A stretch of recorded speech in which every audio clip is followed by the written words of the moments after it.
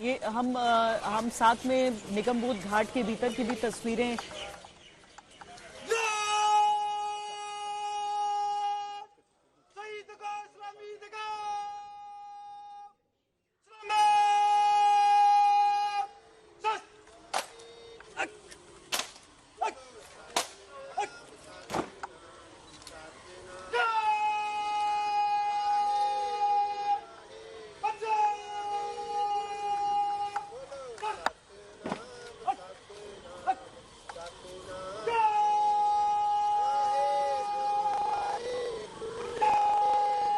सेनाओं के प्रमुख भी यहाँ पर अंतिम संस्कार के लिए मौजूद रहेंगे। सीडीएस भी यहाँ पर रहेंगे। प्रधानमंत्री भी अब से कुछ देर बाद यहाँ पर पहुंचेंगे, लेकिन उसके साथ ही जीवन भर जो उनके साथ जुड़े रहे कांग्रेस के वो नेता कार्यकर्ता, जिनके लिए निगमबोध घाट में दूसरी तरफ से जो प्रवेश पा सकते हैं, और निगमबोध घाट के भीतर प्रवेश करने के बाद अब पूरे मिलिट्री ऑनर्स के साथ उनके पार्थिव शरीर को आगे की ओर ले जाया जा रहा है। आप सेना के तीनों अंगों के सैनिकों को इस समय देख सकते हैं, जिनके साथ जो कदमताल करते हुए डॉक्टर मनमोहन सिंह के पार्थिव शरीर आगे की ओर निगमबोध घाट के भीतर ले जाया जा रहा है। डॉक्टर मनमोहन सिंह के परिवार के जो तमाम सदस्य हैं वो भी आपको साथ में दिख जाएंगे, साथ में पूरा गांधी परिवार। और यहां पर 11:45 पर अंतिम संस्कार का समय है। मोक्ष द्वार, जो कि मुख्य द्वार है निगमबोध घाट का, वहां से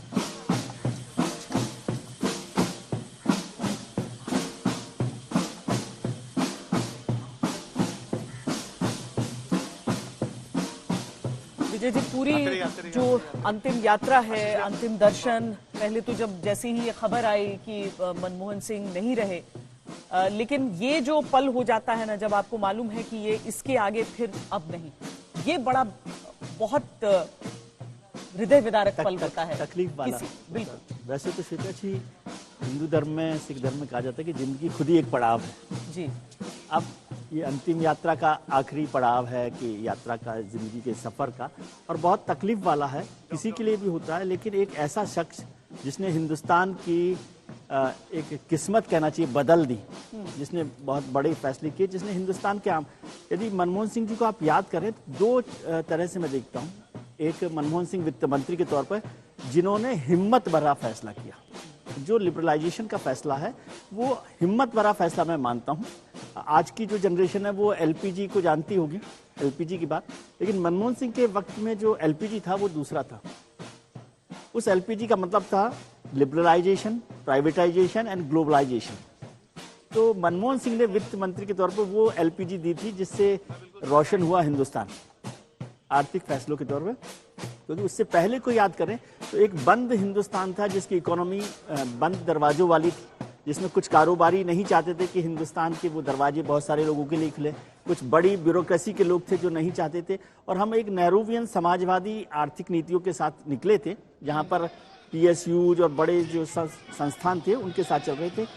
जब चंद्रशेखर के वक्त में आर्थिक संकट में हम आ गए और $40 करोड़ हमें जब ऑयल और फर्टिलाइजर्स के लिए चाहिए थे, उस समय चंद्रशेखर सरकार ने 46.95 टन सोना बैंक ऑफ इंग्लैंड और बैंक ऑफ जापान में गिरवी रखा था। उस समय हमारा जो विदेशी जो रिजर्व जिसे कहते हैं फॉरेन रिजर्व, वो $1 अरब था। उस समय वो वित्त मंत्री बने और उन्होंने उसको 2 साल में $10 अरब कर दिया फॉरेन रिजर्व को, और 8 साल में वो $200 अरब हो गया और पूरी हिंदुस्तान की इकोनॉमी को बदल दिया। अब ये जब वो प्रधानमंत्री बनते हैं तो वो इकोनॉमी से आगे बढ़ते हैं और उनका ह्यूमन फेस नजर आता है। जितने फैसले हैं ना, राइट टू एजुकेशन है, राइट टू इंफॉर्मेशन है, राइट टू फूड है, मनरेगा है, रोजगार की गारंटी है, ये सारा human face of the government है। तो जिसको किया, और अच्छी बात रही कि उसके बाद आज तक की सरकारों ने उसको आगे बढ़ाया है और हम इकोनॉमी के रास्ते पर आज यहाँ पहुँच रहे हैं, 5वीं से तीसरी इकोनॉमी पर और 5 ट्रिलियन इकोनॉमी की तरफ। तो उसका जो दरवाजा है वो मनमोहन सिंह ने खोला, और आज जो 80 करोड़ लोगों को आप अनाज देने की जो बात कर रहे हैं, वो मनमोहन सिंह सरकार का फैसला है, राइट टू फूड का। ठीक है। और एक और जो हिम्मत भरा फैसला जिसे मैं कहता हूँ RTI का, राइट टू इंफॉर्मेशन का, ये तो खुद के गले में घंटी बांधने वाला फैसला है। कोई सरकार नहीं चाहती, क्योंकि हिंदुस्तान में लोकतंत्र की सबसे बड़ी ताकत क्या हो सकती है? पारदर्शिता। सरकार की काम को आम आदमी परख सके, जांच सके। ऐसे गले में घंटी बांधने का फैसला उन्होंने किया मनमोहन सिंह सरकार ने।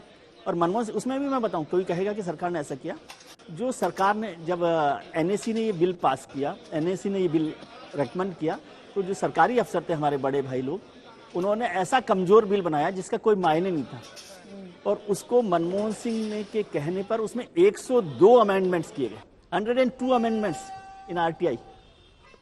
102। उसके बाद वो आया जिसमें मौका मिला आपको कि आप सरकार के कामकाज की ट्रांसपेरेंसी कर सके, सरकार से सवाल खड़े कर सके। हालांकि अब आज तो वो मेरे ख्याल से बेमायने जैसा हो गया है, लेकिन वो इसलिए आपको समझना चाहिए कि वो कितने हिम्मत वाले फैसले थे। या न्यूक्लियर डील का फैसला भी देख लीजिए। न्यूक्लियर डील का फैसला अपने आप में बहुत बड़ी हिम्मत वाला और जोखिम भरा फैसला था, और उसको सरकार के उससे मत सोचिए, हिंदुस्तान के नजरिए से सोचिए कि 1974 में जब इंदिरा गांधी ने परमाणु परीक्षण किया, तो हमारे ऊपर एक न्यूक्लियर ब्लॉक हो गया, इंटरनेशनल तौर पर हम हो गए, बाहर हो गए।